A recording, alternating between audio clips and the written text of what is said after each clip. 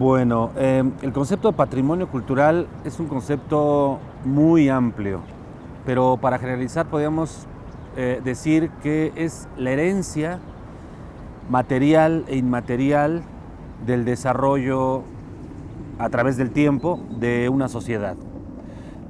La sociedad misma es la que elige cuál es su patrimonio, cuál es su pasado, cuál es lo que hay que conservar.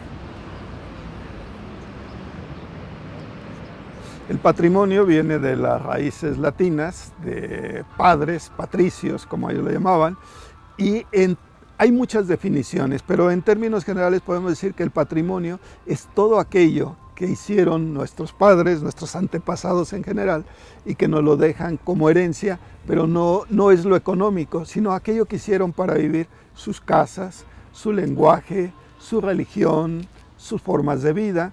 Entonces, en México el patrimonio cultural incluye 63 lenguas indígenas, por ejemplo, que todavía se hablan. Incluye, por supuesto, las danzas, las tradiciones, toda la artesanía, todas las maneras de ser, de pensar, la manera de convivir, la organización social que está muy basada en la solidaridad y en el trabajo comunitario.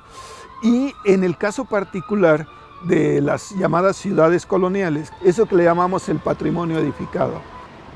Si nos vamos a la creación, casi hablando en términos patrimoniales, podemos decir que los griegos son los primeros que empiezan a conservar los trofeos, los tesoros de guerra, los objetos singulares de los enemigos. Los empezaron a guardar como cuestiones, más bien como bienes que representan la victoria, la fuerza, el poder sobre los demás. Roma adopta esa idea de conservación, pero va más allá. Se dirige hacia sus panteones y bustos de sus héroes, elementos de su vida cotidiana, los empiezan a acumular en estos sitios, precisamente como esos bienes que van a hablar de su pasado, de su grandeza, de sus victorias, de su gloria, ¿no? En ese momento podemos decir que se inaugura una primera etapa de conservación de los bienes que después se llamaron patrimonio cultural. En ese momento se hablaba de monumentum, ¿no? De ese elemento que guarda la memoria del pueblo o de esa cultura. Por supuesto, y todos lo sabemos, que somos herencia de esa tradición occidental, ¿no? Y en la actualidad, siguiendo esa línea, seguimos guardando estos objetos que nos representan y que nos dan identidad. Bueno, pues desde la antigüedad hay una fetichización de los artefactos de civilizaciones pasadas que se convierten en un símbolo de prestigio y que tienen una función de clase muy importante a la hora de añadir prestigio a un determinado grupo social que puede permitirse gastar recursos en adquirir esos instrumentos que no tienen una utilidad material clara e inmediata. El patrimonio también está muy vinculado con los símbolos de representación del poder, de un determinado caudillo, de un determinado dirigente, de un determinado sistema de poder. Muy bien, pues el tema de la importancia del patrimonio en la configuración de la identidad o las identidades colectivas, pues es sumamente importante. Digamos que la idea del patrimonio cultural mexicano, la reivindicación y reunión de algunas de las manifestaciones culturales y artísticas que debían definir a lo que en aquel entonces debía ser la nación independiente mexicana, pues corresponde justamente al siglo XIX, ¿no? En donde justamente se integraron pues algunas de las manifestaciones como la pintura, la escultura, ¿no? La arquitectura, al proyecto de creación, ¿no? De la nueva nación independiente. con el fin justamente de configurar un imaginario, un proyecto, ¿no?, de lo que eran, bueno, los mexicanos y lo que debían ser. O sea, se trató de un proyecto no solamente de interés o instrumentación para el presente, sino con miras hacia el futuro. Es decir, tenía una intención completamente prospectiva, el uso y la instrumentación de las manifestaciones artísticas y culturales, ¿no?, en aquel entonces. Si hablamos de el patrimonio como bien de la humanidad, es una invención del siglo XX. Después de la Segunda Guerra Mundial, después de este destrozo de Europa, la sociedad de naciones se pone a discutir qué vamos a hacer con ese pasado destruido, ¿no? Y se empiezan a generar una serie de instituciones que van a trabajar en pro de la conservación y sobre todo de la reconstrucción de las ciudades destrozadas, ¿no? Esta idea de conservar estas ciudades, estos centros históricos como eran, se da en una corriente a nivel mundial, y entonces organismos internacionales como la UNESCO emiten declaratorias de patrimonio de la humanidad, porque consideran que la historia de la humanidad no estaría completa si no conoce estos lugares. Entonces la ciudad de Puebla en 1987 es declarada por la UNESCO como Patrimonio Cultural de la Humanidad, porque quiere decir que Puebla es única y que la historia de Puebla en lo que tiene que ver con el arte y con las formas de vida no se tendría. Entonces Puebla es una ciudad patrimonial, no solo de los poblanos y de los mexicanos, sino del mundo, según declaratoria de la UNESCO.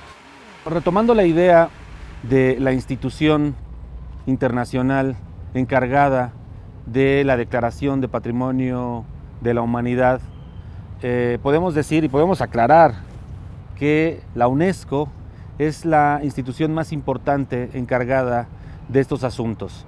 La UNESCO es una creación europea, occidental, y ellos tienen como consigna declarar patrimonio eso que ellos consideran valioso para la humanidad.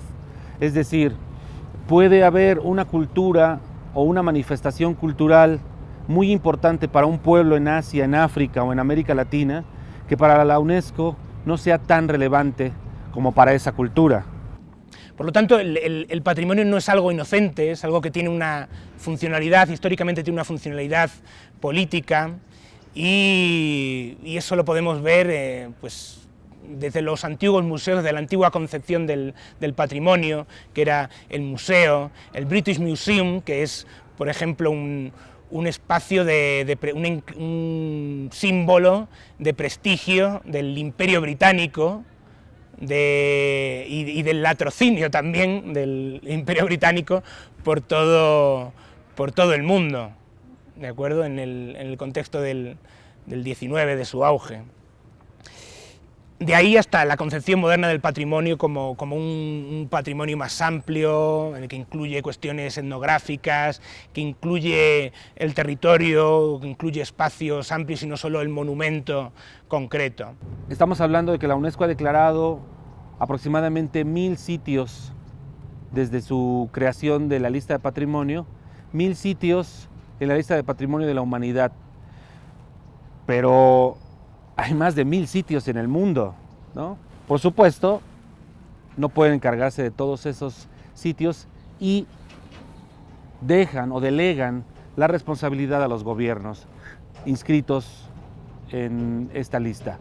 Es decir, los gobiernos, que también son entes hegemonizantes, van a decidir qué es valioso para los pueblos y qué no es valioso para los pueblos, ¿no?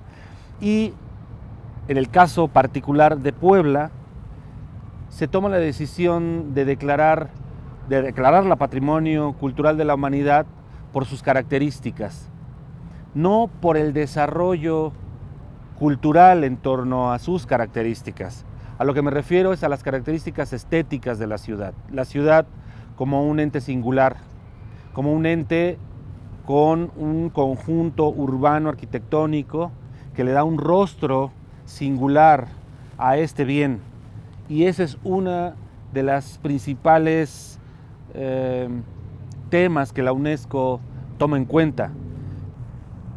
En términos generales, podemos decir que parte de la evolución de la creación de la lista de Patrimonio Mundial está o surge la ciudad de Puebla, ¿no? La ciudad de Puebla como ese elemento, hablando en la ciudad de Puebla como un todo, como un elemento significativo, singular, excepcional, que nos va a dar identidad, ¿no?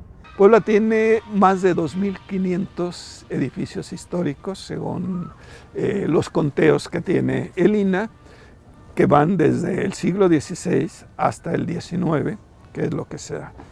Y ya no hablemos de los monumentos arqueológicos, porque no es el tema. Pero entonces eso es, entonces tenemos arte religioso, tenemos arte arquitectónico, patrimonio religioso, patrimonio arquitectónico, patrimonio arqueológico y todos los bienes asociados a esto y con la tradición de construir.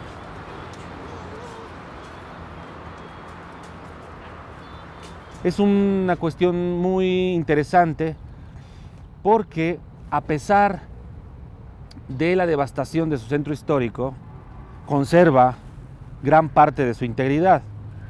Y es la declaración la que en algún momento va a detener su destrucción.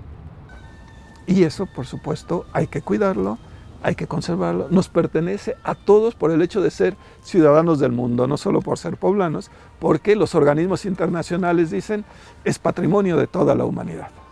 Y nos obliga a conservarlo y sintiendo el orgullo, por eso lo conservamos. Puebla es, después de la Ciudad de México, la ciudad con más edificios históricos del país y una de las más importantes del mundo. Surge aquí en Puebla y en todas las ciudades coloniales, pero en Puebla tiene una expresión grandiosa, el arte que se empezó a llamar de distintas formas como indoeuropeo, indocristiano, etcétera, hasta llegar a esto en el siglo XVII y XVIII que se llama el barroco, que es un arte con mucho recargo de ornamentos. En alguna época se consideró como vulgar o no elegante, pero finalmente tomó una personalidad propia el arte.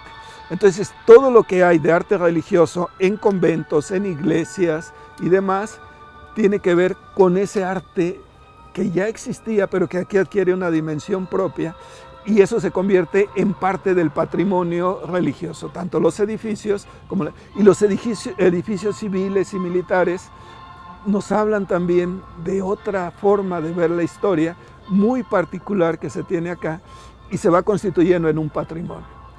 Además, recordemos en el caso particular de Puebla, cuando se decide construir la ciudad, hacerla bien, originalmente se hace cuando se hace todo rápido, con tablones, con madera, algunas piedras, algunos adornos, pero el virrey manda una ordenanza donde les pide que como Puebla debe ser una ciudad para españoles y al estilo español, que nunca va a ser totalmente al estilo español porque están en otro lugar, que usen los mejores materiales para construir las casas, para que se note que Puebla es una ciudad bonita y cómo se hace una buena ciudad. Entonces todo el mundo se esfuerza en poner los mejores materiales, los mejores diseños y en conservar eso. Y además está el trazo en damero que se hace en Puebla, que es un trazo renacentista, que es muy fácil. Calles paralelas orientadas de norte a sur y cruzadas por otras calles paralelas de oriente a poniente. Así está trazado el centro de Puebla.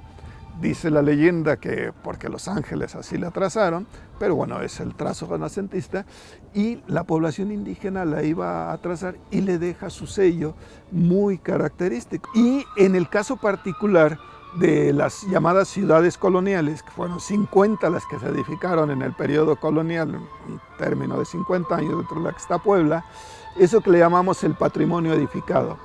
Esas casas tienen características muy particulares que nos hablan claramente de cómo se vivía en esa época, de cuánta gente se requería, por qué los espacios tan grandes, tantos patios, tantas habitaciones, porque la servidumbre vivía también en las casas, en otros patios, y la gente necesitaba muchos espacios para sus reuniones, para sus fiestas, había mucha vida social, y se guardaban una serie de productos también en las casas, tenían bodegas y demás.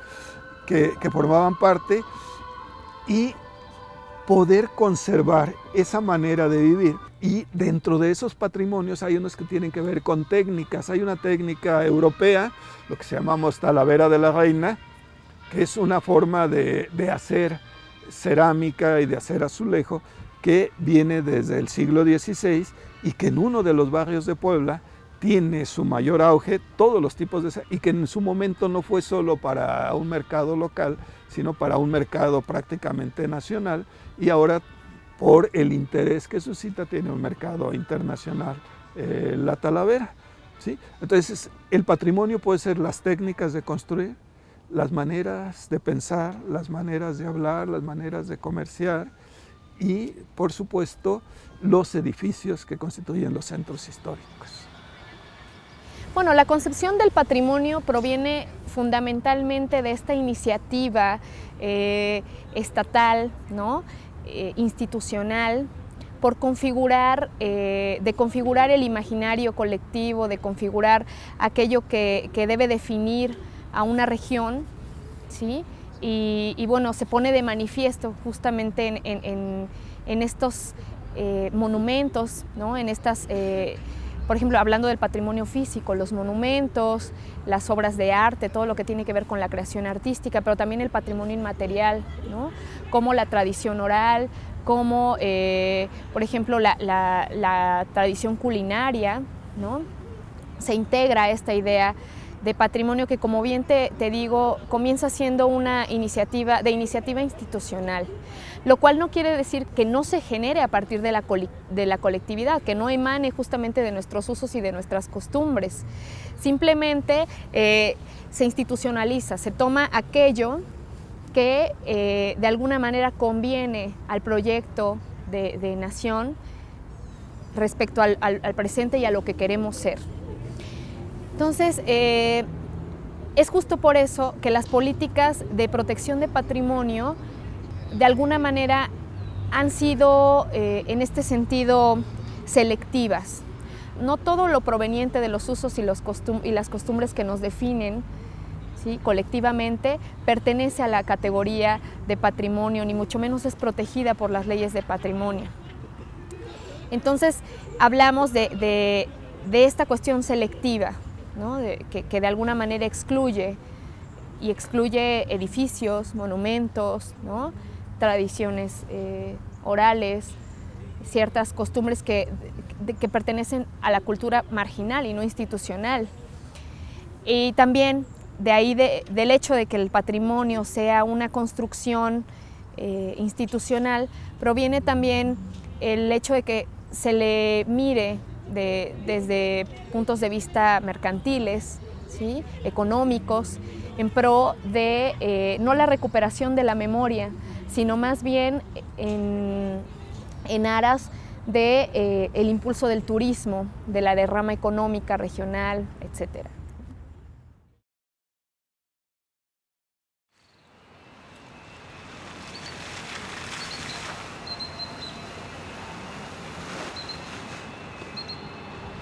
Si Puebla no fuera declarada o no hubiera estado declarada en 1967 como patrimonio cultural, ahora se estaría declarando como un paisaje cultural.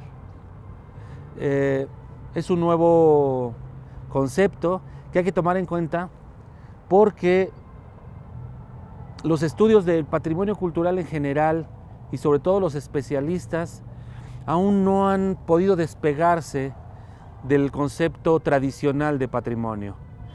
En América Latina y en México en particular se está tomando esta idea poco a poco, podemos decir que es relativamente nueva y que es fundamental para el estudio del patrimonio cultural. En 1925, Carl Sauer define el concepto de paisaje cultural como ese ente en donde todos nos desarrollamos, como esa atmósfera que está construida de clima, naturaleza, desarrollo social, cultural, económico, social, político, que forma una red. Y esa red es una estructura que va a representar de alguna manera ese paisaje cosificado que podemos estudiar o que podemos gestionar o conservar. Ya no se va a ver el patrimonio o ese edificio, esa catedral, ese edificio gubernamental como algo aislado, sino se va a ver como parte de un entorno donde ya no es el edificio el protagonista, sino es parte de toda una dinámica social, ¿no? El paisaje no es escenario, ni telón de fondo, sino es acción, es drama, ¿no? Es un todo. Podemos decir que el paisaje es el rostro del territorio, es el rostro de la dinámica social, cultural, ambiental, política y social. Entonces, tenemos y podemos ver una evolución en el concepto de paisaje, y ahora que se tiene una idea clara de qué es el paisaje patrimonial, podemos definir a Puebla como un paisaje patrimonial. Si bien fue declarado en 1967 como bien de la humanidad, yo creo que sería correcto hacer una nueva declaratoria de Puebla como paisaje cultural. Cumple con los elementos. Tiene una historia, tiene una tradición, tiene una dinámica social muy interesante, ha crecido de manera impresionante la ciudad y sin embargo el centro histórico se conserva. Y es muy importante que podamos ver no solo los especialistas a la ciudad como paisaje, sino los mismos ciudadanos tenemos que ver la ciudad como paisaje. Hay que paisajizar la conciencia del ciudadano. Hay que patrimonializar su conciencia para que podamos juntos conservar el entorno, nuestro entorno.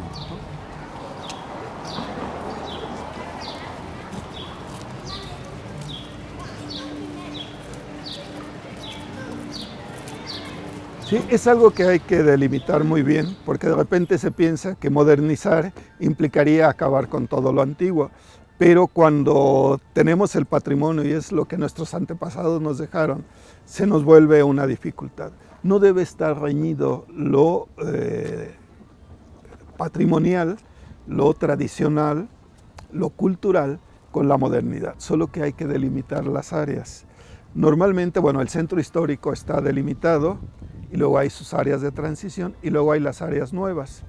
Es decir, lo nuevo adentro del centro histórico es solo adecuar los servicios a la época actual. Si los edificios no se adecúan a la época actual, pues no se les da mantenimiento y se destruyen. Entonces hay que adecuarlos y hay que adaptarlos a los nuevos usos, pero conservando su esencia, pero que los podamos seguir usando como vivimos ahora.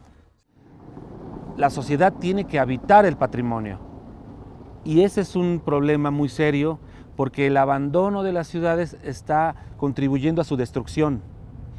Lo que estamos viendo es que los centros históricos se están llenando de negocios en las partes bajas de los edificios, en las partes altas, en bodegas o incluso en la inutilidad. Es un factor degradante absoluto del patrimonio cultural.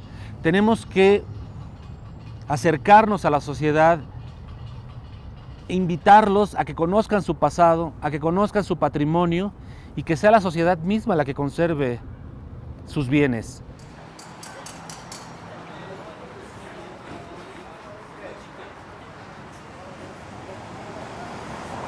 Y en esta idea de qué hacer cuando se nos está yendo toda la población, en una época así estaba, hacia la periferia, y los centros se van abandonando. En algunos lugares los centros históricos se abandonaron tanto que ya nadie vivía en el centro histórico y en la tarde, en la noche, una vez que pasaba la hora comercial, se volvían lugares peligrosos. Fue una tendencia a nivel mundial. Y a partir de este reconocimiento del gran valor es cómo trabajar, cómo retrabajar, cómo rehabilitar esas casonas, esos edificios, mantener su dignidad, no solo los religiosos, sino los civiles y los militares, para tenerlos.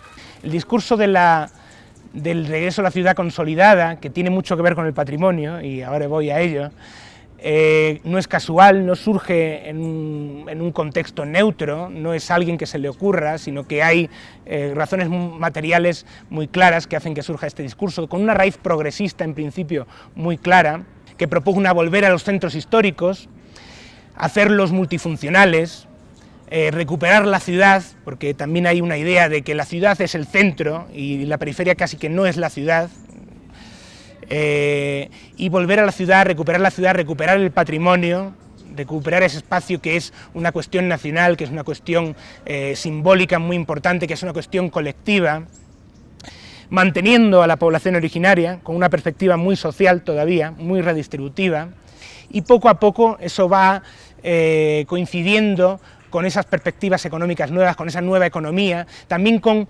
nuevas perspectivas de la política urbana que vienen sobre todo de Estados Unidos, de Inglaterra, del mundo anglosajón, de dejar hacer más al mercado privado y que el Estado intervenga menos, y que acaban tomando, digamos, la parte más superficial y abandonando la parte social de ese tipo de intervenciones. El paradigma es el modelo Barcelona. Intervenimos sobre el espacio público, intervenimos sobre las fachadas en todo caso, intervenimos con proyectos de prestigio que tienen la capacidad de influir sobre el entorno y dejamos que el entorno desarrolle, haga su papel la iniciativa privada, sobre todo. ¿Qué es lo que sucede, por ejemplo, con políticas de recuperación, de reivindicación patrimonial, que son más bien invasivas y obedecen a un criterio turístico y mercantil? Bueno, pues es el caso en Puebla, por supuesto, de la remodelación de los fuertes de Loreto y Guadalupe, y bueno, lo que está sucediendo o lo que pretende el gobernador que suceda con la parte el perímetro que rodea la pirámide de Cholula. También el Instituto Nacional de Antropología e Historia se ha sumado a esa concepción, ¿no?, peligrosa del patrimonio, que poco tiene que ver con, como te decía, con una política de conservación y de impulso y a lo mejor de, ¿cómo se podría decir?, de proyección de la memoria hacia el presente. Por lo tanto, hay un gran salto ahí de la política, del discurso a la práctica, y el discurso del patrimonio en la actualidad es muy bonito, es muy interesante, es muy progresista, pero luego las prácticas que se desarrollan, no por culpa de una persona en concreta, o de dos, o de 100, sino por las dinámicas estructurales de la sociedad en la que vivimos, pues la realidad acaba siendo otra bien diferente. Entonces, todo el discurso del patrimonio corre el riesgo de acabar siendo, todo el discurso del patrimonio, todo el discurso pseudo-conservacionista, todo el discurso del regreso a la ciudad consolidada, acaba corriendo el riesgo de ser un discurso ideológico, justificador, que oculta dinámicas económicas, intereses muy pueriles de grupos concretos. Es muy importante hacer mención que la declaratoria de patrimonio cultural de cualquier sitio, y en el caso particular de Puebla, es importante porque, en primer lugar, se reciben recursos económicos para su conservación. Los mismos gobiernos canalizan recursos económicos para la conservación de sus edificios y de algunas manifestaciones culturales. Y pone en valor ante la sociedad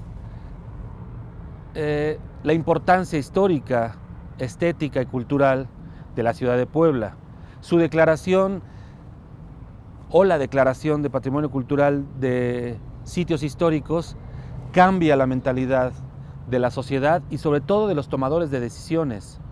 Los tomadores de decisiones, es decir, los gestores, las universidades, los políticos, la sociedad civil, sus representantes, son tocados también por estas declaratorias y a partir de eso se toman acciones para que se conserve. Ahora, yo creo que el debate es el uso social sobre el patrimonio. Es muy importante eso, porque si ya se mencionó que la sociedad tiene el derecho de usar su patrimonio, de gozar de su patrimonio, también tiene el derecho de decidir si debe ser intervenido o no debe ser intervenido y cómo debe ser intervenido. Tenemos casos muy claros en la ciudad de Puebla y en la ciudad de Cholula de intervenciones polémicas. ¿Qué y cómo tenemos que abordar esto? Yo creo que ahí radica la contradicción y ahí inicia el debate. Para los gobiernos, hacer un puente va a mejorar el acceso al patrimonio cultural. Para otros, la creación del puente va a obstaculizar la visibilidad del paisaje cultural y del contenido de ese paisaje cultural. Si hablamos en particular de Cholula, estamos hablando de, yo no podría decir destrucción del patrimonio, sino podría decir una transformación, una banalización, una disneylandización del patrimonio. El patrimonio cultural y su paisaje y el territorio está en constante transformación, pero es una transformación que tiene que ver con la evolución, va de la mano con la evolución histórica de las sociedades.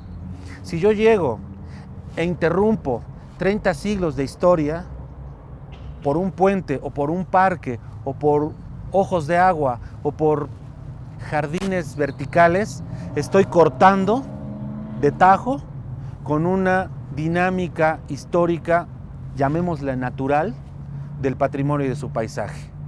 Yo creo que es muy importante que tomemos en cuenta no solo la sociedad, sino el mundo, de qué es lo que estamos haciendo con nuestro patrimonio. En pro de la conservación, realmente lo estamos destruyendo, creo yo. Y pienso que en la evolución de la historia de la humanidad se ha perdido más de lo que se ha conservado. Entonces, yo creo que es un punto muy importante que tenemos que reflexionar, cómo tenemos que intervenir y para quién vamos a intervenir, para la sociedad civil o para las grandes empresas. Digamos, hay miradas diferentes que no siempre están de acuerdo. Yo creo que lo importante es que todos estos sectores de la sociedad se involucren, se discuta y se llegue a un consenso de qué vamos a hacer con nuestro patrimonio. Entonces, claro, ¿qué pasa aquí? Que hay un discurso sobre el patrimonio que ensalza lo colectivo, que ensalza lo nacional, que ensalza lo social, que no es del todo eso en la práctica. La declaración de un bien tiene varias funciones. Una función es la conservación de la identidad de un pueblo.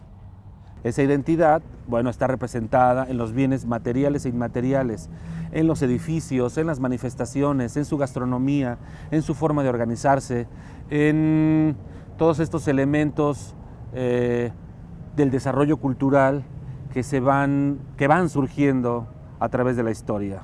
Pero también es la legitimación de un gobierno, representante de un pueblo, un museo, una tradición, un festival, un carnaval, es parte de la historia, pero es parte de la construcción de los pueblos como nación, ¿no?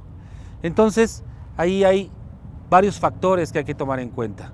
Es muy importante conservar el bien, es muy importante declarar un bien como patrimonio cultural, pero también es fundamental que todos los sectores de la sociedad estén involucrados en la conservación de ese bien, porque si parte de la sociedad se aleja de ese patrimonio, está perdiendo parte de su identidad y está permitiendo que otros utilicen su espacio para legitimarse.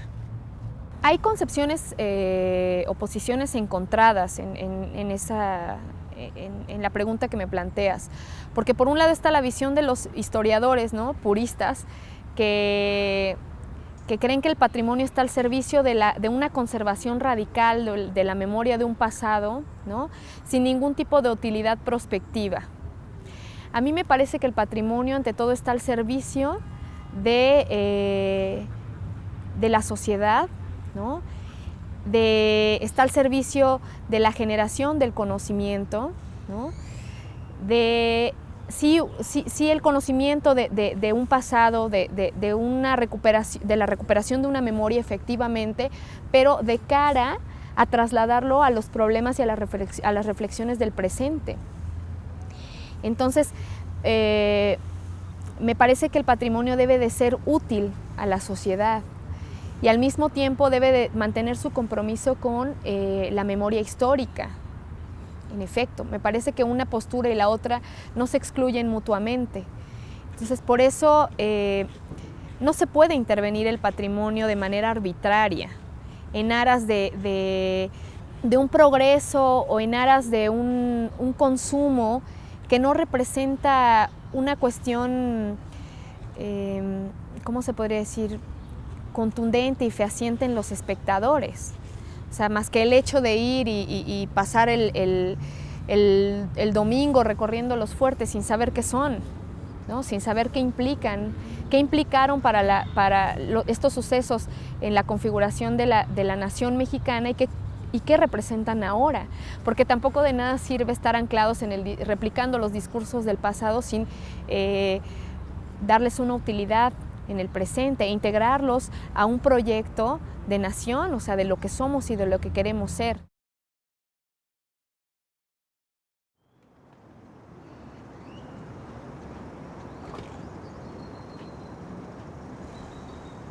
Los centros históricos están en constante transformación, pero en muchos casos el desarrollo de las ciudades o el desarrollo urbano en particular degrada al patrimonio porque el desarrollo no tiene una ideología, ¿no? El desarrollo es el desarrollo y si es necesario construir una calle que rompa con una dinámica urbana histórica, no importa. Por aquí tienen que pasar vehículos, por aquí tienen que pasar coches. Y en el caso particular de Puebla es muy claro. En 1966, entre el 65 y el 66, el río que cruzaba por la ciudad de Puebla, el río San Francisco, fue entubado para convertirse en un río de vehículos. Y rompió con la estética por una parte y por la otra con la dinámica social de la ciudad y un último elemento, rompió con el equilibrio ecológico de la ciudad. Pero no es suficiente para poder conservar la ciudad y su integridad, ¿no? Es muy importante también mencionar que esa integridad tiene que ver con el desarrollo de la ciudad misma, es decir, de su desarrollo urbano, de su desarrollo industrial, de su desarrollo cultural. O sea, todo va de la mano, no podemos hablar de una ciudad aislada del desarrollo, ¿no? El desarrollo es parte fundamental. Ahora, hay una pregunta que nos tenemos que hacer todos. ¿El desarrollo realmente es en pro de la conservación del patrimonio cultural? ¿O el patrimonio cultural es un obstáculo para el desarrollo de las ciudades o para el desarrollo de la ciudad de Puebla? El mundo no puede vivir pensando solo en la modernidad, porque si no tiene un pasado, si no tiene historia, no tiene bases que lo sustenten. Los mexicanos tenemos una historia de más de 3,000 años, de creaciones culturales, desde los olmecas para acá, para hablar solo de esos, no hablemos más lejos. Los mexicanos tenemos un proceso civilizatorio propio, diferente a los de otras partes del mundo. Acá surgió el sedentarismo a partir de una agricultura propia. Aquí domesticamos plantas que no se domesticaron en otras partes del mundo, como el maíz, como el frijol, como la calabaza, como el chile, el tomate, el jitomate. Entonces, reconocer nuestras raíces, las aportaciones de México al mundo y cómo nuestras ciudades actuales pueden sentirse orgullosas de la fusión entre las culturas del viejo mundo y el nuevo mundo, como se le llamó, y que está representada en ese patrimonio cultural, y cómo hemos logrado conservar nuestro patrimonio e insertarnos en la modernidad. Porque México es un país moderno, pero también es un país tradicional. Y la economía, por ejemplo, en el caso de Puebla, es fuerte. ¿Y hacia dónde se está orientando ahorita? A rehabilitar el centro histórico, porque si está pensando en servicios como el turismo, el centro histórico es uno de los principales polos de atracción del turista. Y hablamos desde turismo religioso, porque tiene atractivos, por ejemplo, la catedral o el Señor de las Maravillas, que es el más visitado. Es un tipo muy particular de turismo, pero tiene un turismo gastronómico con toda esta idea del mole poblano y las golosinas poblanas y la sidra y demás. Entonces hay todo un turismo gastronómico que viene por tomar los platillos poblanos, el que viene a disfrutar el arte y los que vienen a convenciones, a congresos, a otra serie de actividades culturales, científicas, tecnológicas, que son muy importantes. Y por otro lado, dentro de eso que llamamos turismo cultural, pues los que ven a zonas arqueológicas, al centro histórico, a las tradiciones etnográficas. El turismo es, por ejemplo, una de las ramas modernas de la actividad económica que deja una gran derrama en sectores de la sociedad. Vive de ellas el artesano, cualquiera que sea, porque el turista compra artesanías. Vive de ella el restaurantero, porque la gente come. Vive del turismo el hotelero, porque la gente se hospeda. El taxista, el camionero, el guía de turistas. O sea, el turismo es una de las ramas económicas más democráticas porque tiene mayor derrama. Y buena parte del atractivo turístico de las ciudades son sus centros históricos. Jalan mucho. Entonces, por lo tanto, eso nos obliga a conservarlos, a usarlos y a no sobrepasar la demanda. En la actualidad el patrimonio sigue siendo también un signo de prestigio y además cada vez más un signo de consumo. Es una mercancía, cada vez es más una mercancía de consumo. Es decir, si en el 19 era el prestigio de la burguesía o el prestigio de las clases altas, pues como vivimos en la sociedad del consumo de masas, el patrimonio pasa a ser también un objeto de consumo de masas.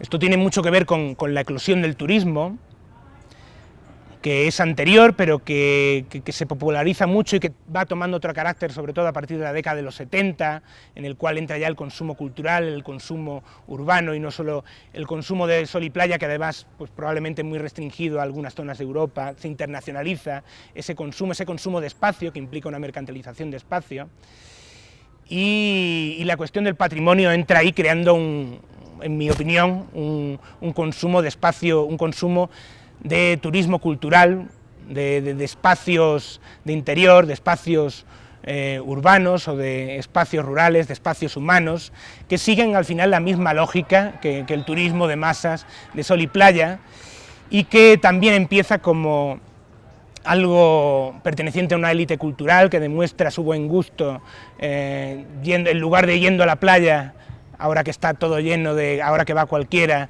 a la playa, que va, pues demuestra todo su prestigio, demuestra su buen gusto, su cultura, su capital cultural en términos de Bourdieu, yendo al pequeño pueblito a ver una pirámide o a ver una vieja capilla, una vieja iglesia. Eso está ahí. Si no llegamos a esto que podríamos llamar patrimonialización social, no vamos a alcanzar una protección, una conservación para el futuro. Lo que vamos a hacer, o lo que sucedería es una destrucción al futuro. La patrimonialización social debemos mirarla como una alfabetización.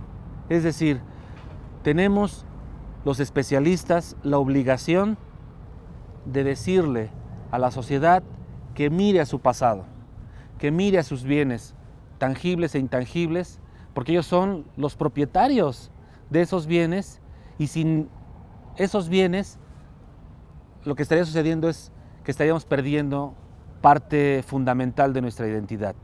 Nosotros somos lo que nos rodea, nosotros somos lo que comemos, nosotros somos lo que hablamos, nosotros somos lo que caminamos, nosotros somos parte del entorno, somos parte fundamental de esta mirada hacia el entorno, de esta mirada hacia el paisaje como este elemento construido por el clima, por la sociedad, por sus edificios, por sus actividades culturales, por sus manifestaciones artísticas, por su organización social, por su educación, y eso es fundamental conservar. El patrimonio cultural y su conservación no es el fin, sino es el medio para alcanzar un desarrollo social. Y ese desarrollo tiene que ir de la mano con la conservación del medio ambiente, de sus bienes culturales, tangibles e intangibles. Me parece que el problema sí es institucional y le corresponde a las instituciones de alguna manera informarse, voltear la mirada y conocer, ¿no? Porque paradójicamente lo ignoran, que el patrimonio tiene una utilidad para la nación y para la configuración del Estado y para la propia salvaguarda del orden estatal. O sea, si ellos supieran el poder que tienen, que no solamente es de carácter mercantil, económico, sino también ideológico, la cultura, el patrimonio genera cohesión social, genera identidad. A lo mejor una identidad que para muchos se excluye, pero de alguna manera obviamente se corre ese riesgo si queremos integrar la unidad desde la diversidad, ¿no? La concepción del patrimonio, yo lo dije desde el principio, es selectiva, pero no se debe de olvidar para que su finalidad principal es ideológica, es integradora, es lo que nos define y es lo que definirá en un futuro el instinto de pertenencia de las nuevas generaciones, ¿no? Si lo queremos decir así, de nuestros hijos, de nuestros nietos.